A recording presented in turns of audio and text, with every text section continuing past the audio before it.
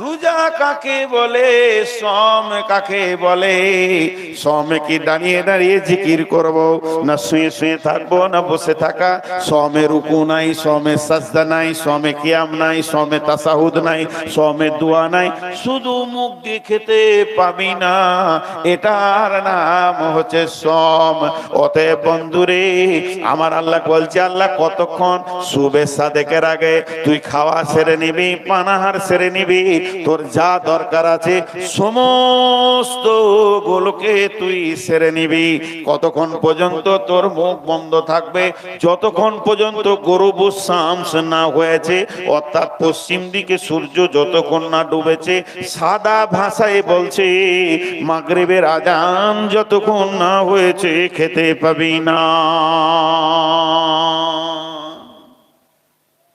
কেমন ইবাদত, কেমন লাগছে? খেতে পাবি না তা আল্লাহ লাভটা কি হলো?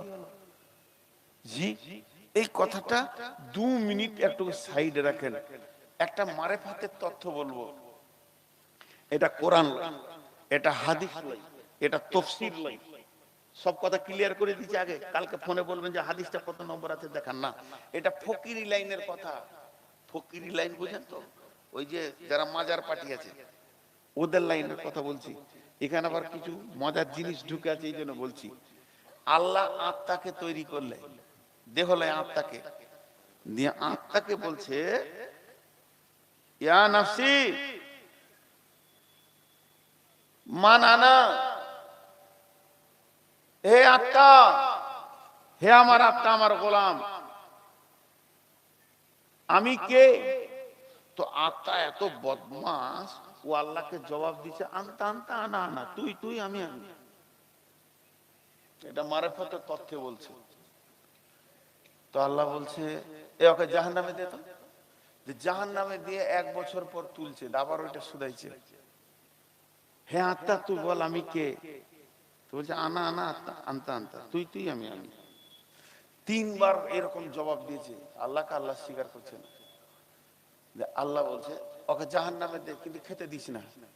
জাহান্নামের যে খাবারগুলো আছে, জাকুম, জারি, পিঁজ, রক্ত, গাসা, এগুলো দিস না। 1 বছর খেতে দেয়নি।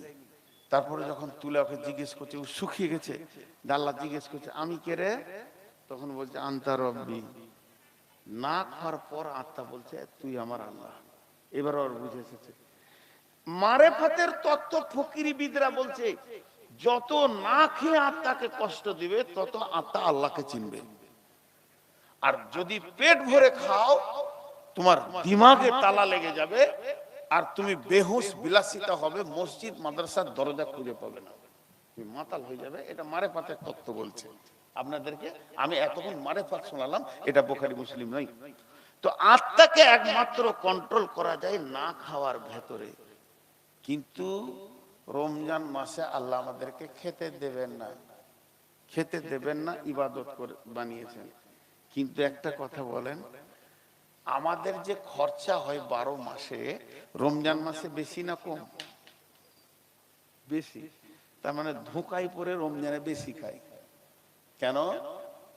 ফজরের সময় একদম আপার লেভেল, এত ডাম্পারের মতো লোড করেছে, ভাত খেয়েছে, ভাতের পরে আবার সুজি, তারপরে চা, খেতে খেতে এমন চোয়া ঢেকুর উঠছে। ফজরের নামাজটা পরে শুলু, উঠবে বেলা 11টায়, তখনও লোড কমে নাই। আসরে যখন নামাজ হয়ে গেল, তখনও পেটের চাপ দিয়েছে না, ওভারলোড করেছে। আর এই যে 2 ঘন্টা একটু ভোগ লেগেছে আসর থেকে মাগরিব, মাগরিবের পর যখনই গোডাউনে তালা খুলে গেছে, তো মেশিনের মতো চলছে, এত চলছে খা খা খা। এদের মেশিন চলতে চলতে ওভারলোড চলছে, খরচা বেশি চলছে। হালাকে রমজান মাসে খরচা কম করো, রমজান মাসে সব দিক থেকে রোজাকে তুমি পালন করো। আল্লাহ তাবারাক ওয়া তাআলা বলছেন আল্লাহকে আমি বলছি, আল্লাহ আমি খেলে কি আপনার বিগড়ে যায়, আমি না খেলে কি আপনার লাভ হয়? আল্লাহ তার উত্তরে বলছেন, ইয়া আইয়ুহাল্লাযীনা আমানু কুতিবা আলাইকুমুস সিয়ামু কামা কুতিবা আলাল্লাযীনা মিন ক্বাবলিকুম। হে ঈমানদারেরা, আমি তোমাদের উপরে রমজানের রোজাকে ফরজ করে দিলাম, যেমন তোমাদের পূর্বপুরুষের উপরে করেছি।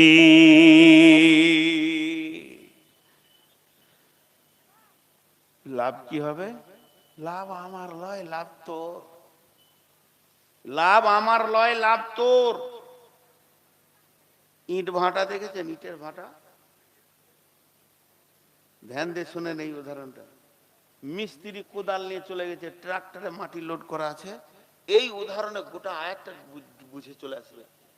মেরেছে কোপ কোদালে করে, তো মাটি বলছে, আমাকে কোপাইলি কেন ভাই? আমাকে তো লাগছে। কোপ মারলে তো আমাকে লাগছে, তুই যে কোপাছিস কেন? তোর কোপ দেওয়ার উদ্দেশ্য কি?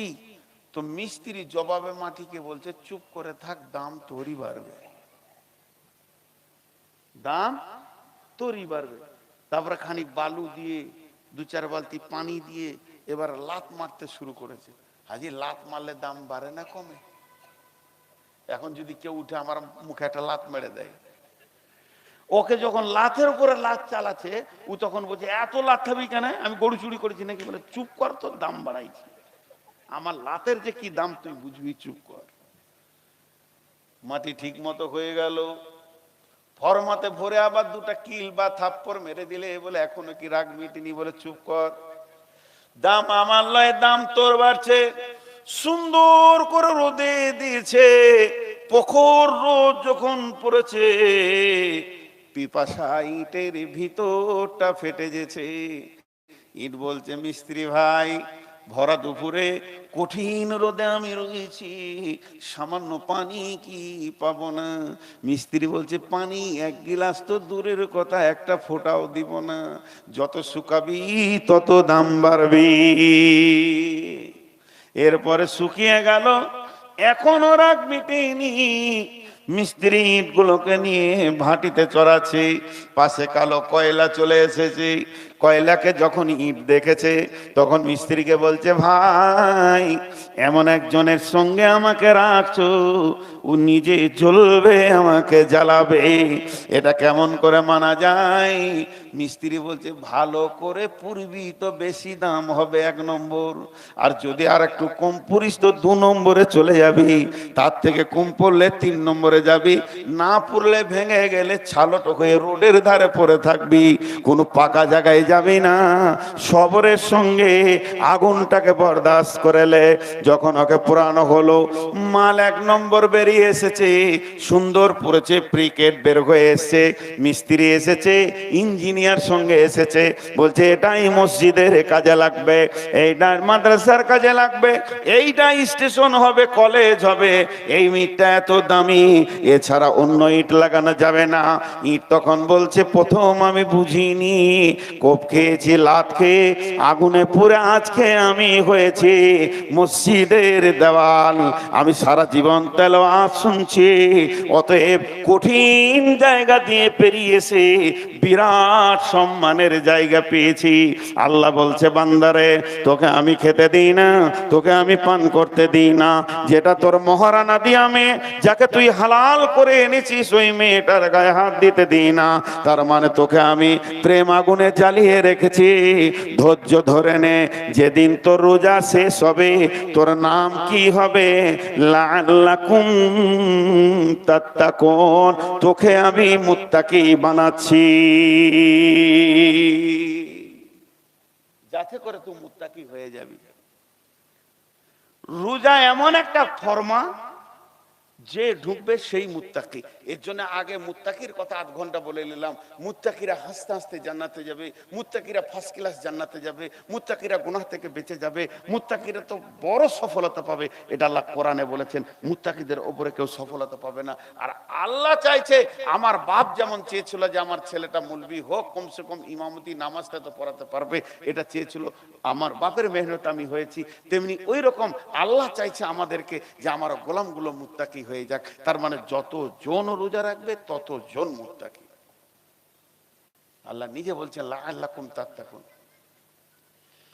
রমজান মাসটার নাম শুধু রমজান মাস নয়, রমজান মাসের পরিচিতি বেশি ঘটে গেছে, তাই রমজান মাসটার নাম শুধু রমজান মাস নয়, এই মাসটার নাম রমজান মাস, এই মাসটার নাম রহমতের মাস, এই মাসটার নাম মাগফিরাতের মাস, এই মাসটার নাম হলো হেদায়েতের মাস, এই মাসটার নাম হলো জাহান্নাম থেকে মুক্তির মাস, এই মাসটার নাম নজুলে কোরআনের মাস, এই মাসটার নাম তেলাওয়াতে কোরআনের মাস, এই মাসটার নাম জিকিরের মাস, এই মাসটার নাম তওবা করার মাস। রমজান মাসটা হলো জিহাদের মাস।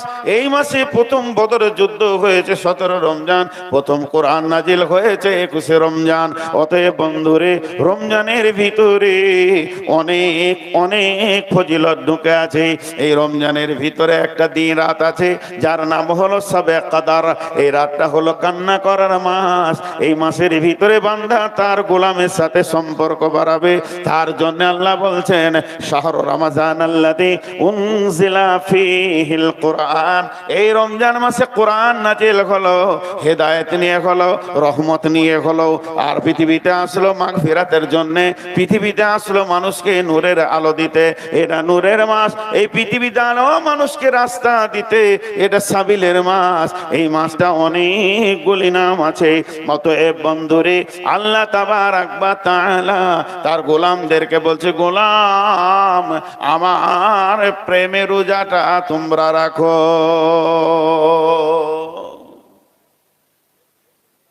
জি, আমরা সবাই রোজা রাখবো ইনশাআল্লাহ।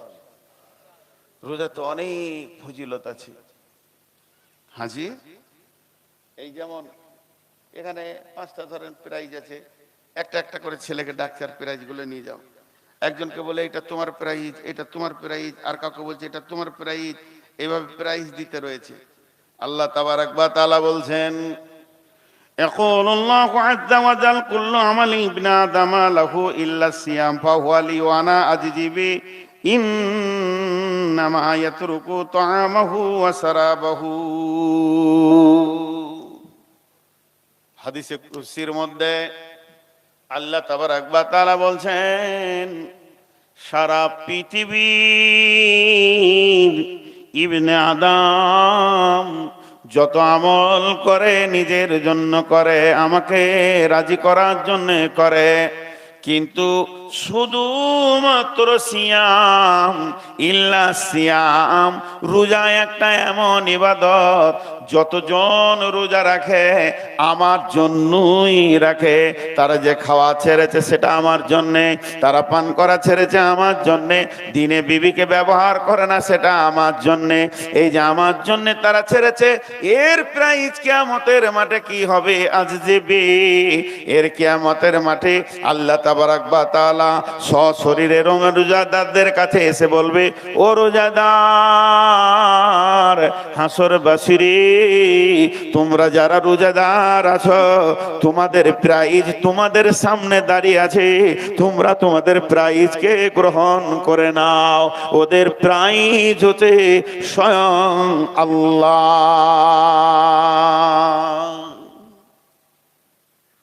জি, রোজাদারদের প্রাইজ স্বয়ং আল্লাহ। আমরা রোজাটাকে খুব অবহেলায় রেখেছি। ভাই, যে কদিন আসেন 1-2 করে উঠছেন, উঠতে লাগলে তো আমি সমাপ্তি ঘোষণা করব। শুধু আর একটা হাদিসের তর্জমা করব, বেশি লেট করব না। আপনারা বসেন, আর মাত্র 10-15 মিনিটের জন্য বসেন। উঠে না, 2টো লোক উঠে গেলে আর 5টা লোক চলে যাচ্ছে। আর এখন জালসা 11টায় শেষ করার চিন্তা করতে হবে। আর ভাই, সবাইকে বলছি, আজকে যাদবপুরের লোক জালসা কমিটি, কালকে আর কোনো গায়ের লোক জালসা কমিটি হবে, সবাইকে বলছি মেলা বন্ধ করেন। যাদবপুরওয়ালারা করেছে, তো ওই গায়ে যে বসেছে। আমি ওই গায়ে যখন গাড়ি নিয়ে ঢুকছি, তো যেটা তো যাদবপুর মনে হচ্ছে না, ফের মেলা রয়েছে, কি ব্যাপার? হ্যাঁ, আওয়াজ পাওয়া যায় না। ড্রাইভার বলছে যে মেলা রয়েছে, জিলিপি বিক্রি হচ্ছে, তো কোনো মাইকের সাউন্ড নেই। আমি তখন ভাবছি তাহলে এখন এসার টাইম হয়ে গেছে মনে হয়, নামাজ টামাজ পড়ছে। তা খাল পার করে দেখছি, মানে ওরা আছেই, এই মেলা বন্ধ করে। এবার যতজন রোজা রাখবে ততজন হলো মুত্তাকি। কত বড় সৌভাগ্য আমাদের! হাসতে হাসতে জান্নাতে যাবে, সব গুনাহ মাফ হয়ে যাবে রমজান মাসে। আমি আপনাদের সামনে দুটি ছোট ছোট কথা বলছি এবার। বিসমিল্লাহির রহমানির রহিম। মানছি যে একটাও রোজা রাখলো না, তার ঈদগায় কি লাভ আছে? এবার ওই চিটিং বাসটাকে আল্লাহ বলছে, তুই মসজিদ কেন ঢুকছিস? নবীজি বলছেন, তুই জিজ্ঞেস কর কেন তুই মসজিদ ঢুকছিস। মনে মনে করছে 5টা হলো আর 25টা আছে, 20টা হলো আর 10টা আছে, 25টা হলো আর 5টা আছে, 27টা হলো আর 3টে আছে, 29টা হলো হলো না, কার একটা রোজা রেখে নিয়ে আর আমি মসজিদে আসবো না, মসজিদ ছেড়ে দিব। ফেসবুকে দিয়েছে একজন ভাই, আমাদের কয়েকটা মুসল্লি হারিয়ে গেছে, পেয়ে থাকলে ধরে মসজিদে ভরে দাও। সল মাস হারিয়ে গেছে, মুসল্লিরা কাঁদছে, এরা কোথায় গেল রে? এই মালগুলা কি মাল? এদের ব্যাপারে একটা উদাহরণ দিই আপনাদেরকে। সাইকেলের টিউব দেখেছেন? কথা বলে না। সাইকেলের টিউব দেখেছেন কিনা? নতুন টিউব, পুরাতন লয়, এখনই কিনে নিয়ে এলো, একবারে দোমনা থেকে নিয়ে এলো নতুন টিউব। নিয়ত করছে যে টিউবটা কেমন আছে একবার পাম্প করে দেখি। তো পাম্প করছে, ফসফস করে 1 ঘন্টা করছে, কিন্তু পাম্প হয় না, টিউবটা ফুলছে না। তো ঘেমে গেছে, যে বসেছে। তোর ওর দাদু ওইদিকে পেরিয়ে যেছে লাঠি হাতে, বলছে কি করছিস রে? এই দাদু, নতুন টিউব কিনে নিলাম গো এখনই, 250 টাকা দাম দিলে, ভালো টিউব। তো আমি পাম্প করছি, তা পাম্প হয় না। ঠিক নাকি? নতুন টিউব তো পাম্প হওয়ার কথা। তা লাঠি করে এমনি করে দেখছে, নজেলের পাশে এতটা কাটা। তো বলছে কাটা যে রে? তুই তখন বলছে আমি কেটেছি, এর ওষুধ কি আছে? ও বলছে আমি কেটেছি, টিউব কেটে তারপরে পাম্প দিতে শুরু করেছে। আপনারা বলেন পাম্পটা কখন হবে? 1 ঘন্টায় হবে? কথা বলেন, 1 ঘন্টায় হবে? 1 সপ্তাহ করলে হবে কি? সারা জীবন করলেও হবে না, সূরা ইয়াসিন পড়ে করলেও হবে না। টিউবটা যেমন পাম্প করা সম্ভব নয়, নিজে কেটে ওই টিউবটার লিকটা না সেরে নিজে কেটে নিজেই সিরিঞ্চিতে পাম্প মারছে, যেমন পাম্প হবে না। যে লোকটা রমজানে মসজিদ ঢুকছে এই নিয়ত করে ঈদের পর আর মসজিদে আসবো না, ওর একটা রোজা কবুল হবে না, একটাও নামাজ কবুল হবে না। ও একদিকে লিক মেরে দিয়েছে, একদিকে নিয়তটা করে নিয়েছে রোজার পর আর আমাকে মসজিদে পাওয়া যাবে না, আমি যেমন কাটছিলাম তেমন হয়ে যাব, এর একটাও রোজা কবুল হবে না, একটাও আর গুনাহ মাফ হবে না। ফালতু ফালতু মসজিদ যেছে আর আসছে। বুঝে এলো? ইহতিসাব 2 মিনিট। ইহতিসাব বা মানা ইখতিলাস, কথাগুলো একটু বোঝার চেষ্টা করেন। আমি আরেকটা উদাহরণ দিই। আমি হঠাৎ করে বিকেল বেলায় শ্বশুর বাড়ি যে আমার শালাকে বলছি 10,000 টাকা, 10 লাখ টাকা দেন তো ভাই। কেন? বলছে রাস্তার ধারে একটা জায়গা পেয়েছি, 25 লাখ টাকা দাম, ও আমার 15 লাখ আছে, আর 10 লাখ পেয়েছি না, দাও ভাই আমার, তোমার বোনের নামে আর আমার নামে করবো। এর মনে মনে ভাবছে যে যাজ্ঞা, বোনের তো 10 কাঠার মধ্যে 5 কাঠা হচ্ছে, দি। তো 10 লাখ টাকা, আজকে হচ্ছে বৃহস্পতিবার, আর এই শুক্রবার আর শনিবার 3 দিন তো ব্যাংক বন্ধ আছে, রবিবার তো নিয়ে ছুটি, সোমবার দিন টাকা ব্যাংকে তুলে ঘর না ঢুকে তোমার 10 লাখ টাকা আগে দিব, তারপর আমি যাব। এত বারে বারে বলছি ওকে ঘন ঘন করে, সোমবারে সূর্য ডুবার আগে টাকা দিবই, নাহলে তোমার ব্যাংকে আমি ট্রান্সফার দিব, তুমি বিকালে দেখে লিও খালি মোবাইলে টাকা ঢুকে গেছে। এটা মুখ দিয়ে বলছি, খালি এইখানে দিবই দিবই সোমবারে টাকা, আর ভিতরে খালি বলছি দিয়ে দেখ রে শালা টাকা কত সোমবারে যাবে। তোর বোন আছে আমার কাছে, ও বুঝতে পারলে এটা মানুষের ধারা বোঝা সম্ভব? এইভাবে শালাকে ঠকানো যাবে, শ্বশুরকে ঠকানো যাবে, বন্ধুকে ঠকানো যাবে, আত্মীয়কে ঠকানো যাবে, প্রতিবেশী ভাই ব্রাদার যে আছে ঠকে দেওয়া যাবে। দিলের খবর রাখে না। এরকম কি আল্লাহকে ঠকানো যাবে নাকি? আল্লাহ তুই একবার মাফ করে দেখ, তারপরে মসজিদ ছেড়ে দিচ্ছি, আর আসবো না। আল্লাহ বলছে পৃথিবীর কেউ জানে না বলি তোকে টাকা দিয়েছে, আর তুই যে ঈদের পরে 3 থেকে আর মসজিদে আসবি না, এটা আমি ভালো করে জানি। গোটা গায়ের লোক তোকে মুসাল্লি বলেছে, ইমাম বলেছে মুসাল্লি এলো গেল, 5 ওয়াক্তের মুসাল্লি এলো গেল, মুয়াজ্জিন বলেছে লোকটা তো খুব ভালো, জামিরুল 5 ওয়াক্তের মুসাল্লি এলো গেল, ডাক্তার বলেছে, মাস্টার বলেছে, গাঁওয়ালা বলেছে জামিরুল তো 5 ওয়াক্তের মুসাল্লি এলো গেল, আর আমি আল্লাহ আসমান থেকে বলছি চিটিং বাজ এলো আর গেল। ই কখন যে কেটে পড়বে এটা আমি জানি। একটাও গোনা মাফ হবে না, আর একটাও নেকি পাবে না। ভাইয়া যতটি লোক আছেন হাত দুটা ধরে বলছি, শেষ ভাষা, 5টা মিনিট আমাকে দেন, 5 মিনিট, 5 মিনিট চাইছি ভিক্ষা। কেন চাইছি সেটা আগে বলে দিই। আজকে টোটাল বক্তব্যটা আমি 30 সেকেন্ডে দিব, যে 5টা মিনিট দিবেন।